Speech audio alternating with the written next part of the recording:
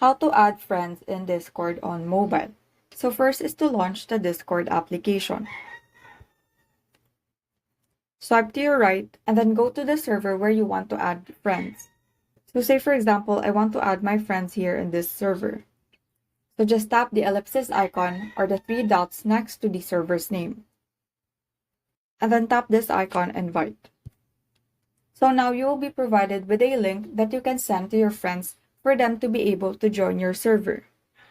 So before you can send this link to your friends, you can customize these settings to your liking by tapping this gear icon beside it. So you can change its expiry date from never up until 30 minutes. You can also change its uses from infinity to 100.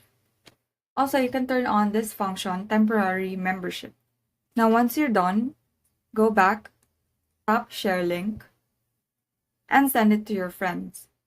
And so that is how you add friends in Discord on mobile. Thank you and have a great day.